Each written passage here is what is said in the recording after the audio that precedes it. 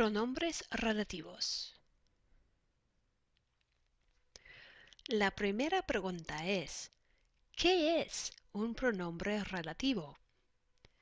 La idea principal o la idea importante es que es una palabra que conecta dos cláusulas. Por ejemplo, aquí tenemos el principio de una oración y luego la conclusión. Y podemos usar pronombres relativos para conectar.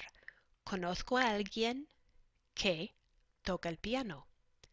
Das el regalo a Miguel, a quien queremos. Quiero comprar lo que vi en la tele. Y voy a explicar cuándo usamos cada uno de estos pronombres relativos. Primero, ¿cuáles son? Pues como ya vimos, son que, preposición quien y lo que. El primero, que. En inglés, que significa who o that, depende del contexto. La cosa importante es que es como un equal sign. Por ejemplo, hay un edificio. Here, the word is edificio, and over here we have our verb.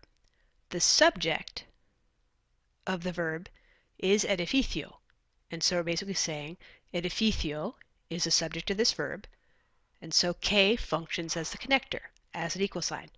Edificio, it is the it that's renovated. Tienes un amigo que habla coreano. Here's your friend. Your friend is the one who speaks Korean. Entonces, que? Because this person is the same as this person that does the action. Hay una aplicación que puede ayudarte. Same thing. La aplicación is the thing that can help you. So once again, we'll use que. Bien, la cosa importante es que a veces que es who y a veces que es that. No importa si es una persona o una cosa. Por ejemplo, I see a student who has a backpack. Que, because who has the backpack? The student. It's the same person. He has a backpack that is yellow. Que, because it's the backpack that is yellow. It's the same thing. We know someone who sings well. Otra vez que, because who's singing? The someone. And she sings songs that are beautiful. Que. So even though in English we may use who or that, as long as the subject of the verb is the noun or the thing that's mentioned before the break between the two clauses, you'll need to use que. Practica. Here, let's only identify the sentences where we'll use que. Go ahead and pause the video while you choose the sentences that will use que. Skip the sentences that will not. Bien, entonces, we see a boy who is tall. So the first thing we look at is the who. That's our connector. Now let's look at is and the boy. Is boy the subject of is? Sí, señores. Entonces, aquí usamos que. Next one. That's Jorge, whom everyone likes. Now, let's look at our connector, which is whom. Here's Jorge and likes. Who's doing the liking? Is it Jorge? No, it's everyone. In this case, we're not going to use que with this sentence, so we're just going to skip it. Y'all want phones that are advanced. Here's that, which is our connector. Are the phones the subject of are? Yes, they are. Entonces, y'all want phones que are advanced. There's a sofa that's very comfortable. Is the sofa the subject of is? Sí, señores. And I understand what the teacher said. All right, so here we have I understand. Here we don't even have a thing, but I understand, and then the teacher said. two different subjects. So this is not a situation where we can use que. Bien. Entonces, aquí vais a identificar las oraciones en las que vamos a usar que y después traducir. Por favor, haz una pausa con el vídeo mientras traduces. Bien. Y'all bought a house that had 4 bedrooms. Here we get to practice not only with que, but also refresh a little bit of preterite and imperfect. First of all, our connector is that.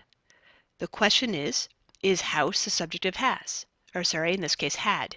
Yes, it is. Entonces, vamos a usar compraste una casa que tenía. Ojo, compraste, completed action, pretérito.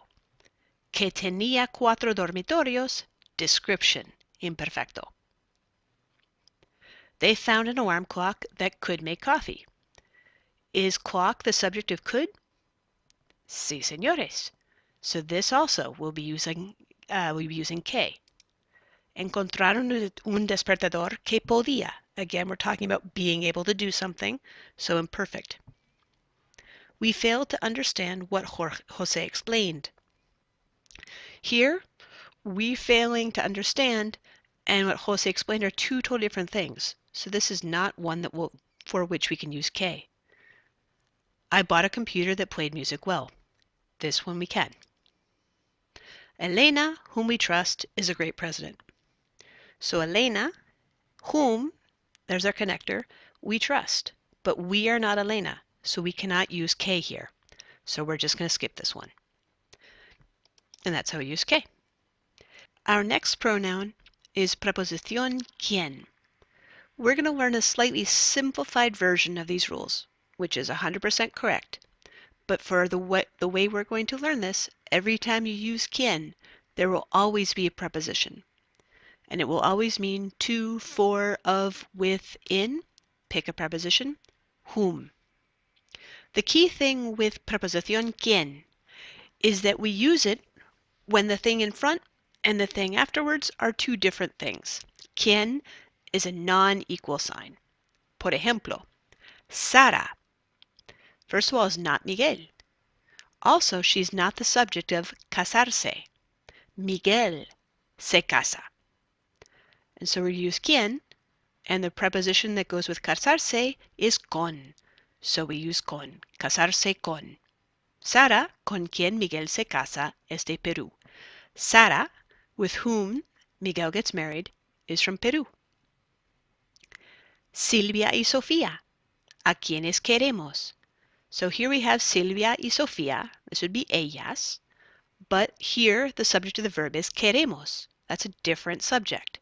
So we're going to use quien. When we talk about loving someone, the preposition is a. Querer a. So that's the preposition that we're going to use here. Silvia y Sofía, a quienes queremos. Silvia and Sofía, whom we love, are tall. Same thing over here. So we start off talking about ese hombre, but the subject of the verb is tú. They're different people, so we're going to use quien. And the preposition for preocuparse is por. So ese hombre por quien te preocupas. That man about whom you worry is nice. So let's look at this structure some more. Okay, Javier, about whom we speak, is from Mexico. So here's our connector, about whom. We speak is a different subject from Javier. And when we talk about speaking about someone, hablamos de. So Javier, de quien. The boy, to whom the nurse gave a shot, is sick.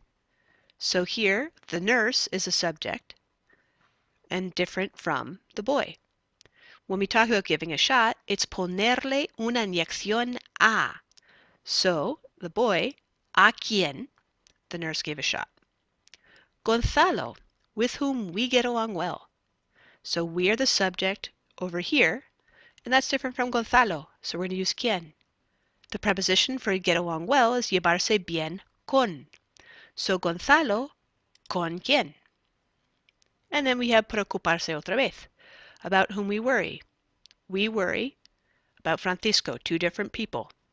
So that's why we're going to use quien and we're going to use por. Bien, práctica. So which one of these are we going to use quien with?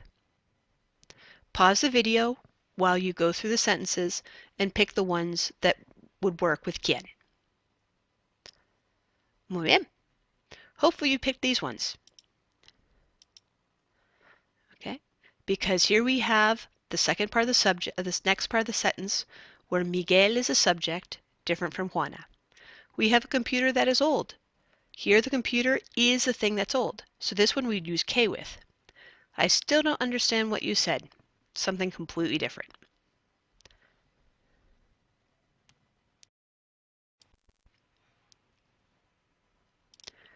Práctica. Entonces, mira las oraciones y traduce solo las oraciones en las que vamos a usar quien. Otra vez, haz una pausa con el vídeo mientras trabajas. Muy bien.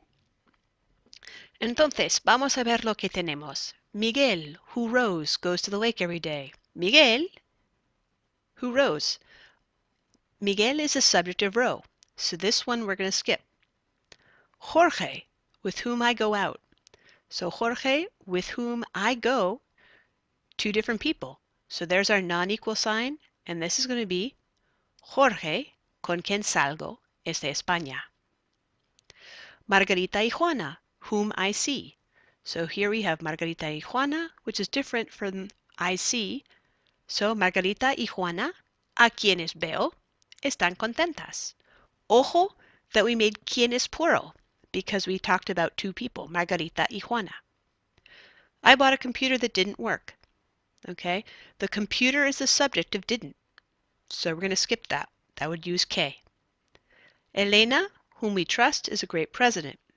Now hopefully you remembered confiar, and confiar has en as a preposition. So that would be Elena, en quien confiamos. So that would be Elena, en quien confiamos, es una gran presidente. Espera! So the key thing is this. How do we know which prepositions to use when we're working with quien? And the answer is we have to memorize.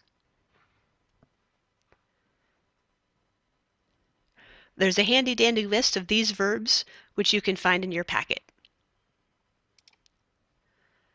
And our last pronoun, lo que, that which, the thing that. The neat thing is that lo que is like a noun, and it works like a direct object. Veo lo que describen. I see what they describe. Comprendes lo que dijo la señora Duffy. You understand what Mrs. Duffy said. Lo que sugieres es muy interesante. What you suggest is very interesting. Ojo, that in each one of these cases, this is the direct object. What do I see? Veo lo que. I see that, which they describe. Comprendes. What do you describe? I'm sorry, what do you understand? Lo que, what she said. Lo que sugieres. What did you suggest? You suggested something. We don't know exactly what it is, but you suggested it. Práctica. Entonces, primero identificamos las oraciones que tienen objetos directos y luego vamos a traducirlas. Como antes, haz una pausa con el vídeo mientras trabajas. Muy bien. Entonces, primero, what y'all did was really interesting. So what did you do? You did what? That's our direct object. So this would be, lo que hiciste era muy interesante. Ojo, remember that we're using imperfect because we're describing. You have a water bottle that is enormous. In this case, the is the water bottle. So for this one, we actually use K. Jorge, who likes octopus, is from Galicia. So same thing. Jorge is over here. Who likes? Who's doing the liking? Jorge. So we'd use K. I didn't hear what Miguel said. So what didn't you hear? What is our direct object? So, no oí lo que Miguel dijo. And then lastly, did you see the thing that Javier drew? In this case, did you see what? Whatever it was that he drew. That's our direct object. ¿Viste lo que Javier dibujó? Bien. So there you have your three pronouns. Que, which is an equal sign, which connects a word from the first clause with the verb from the second.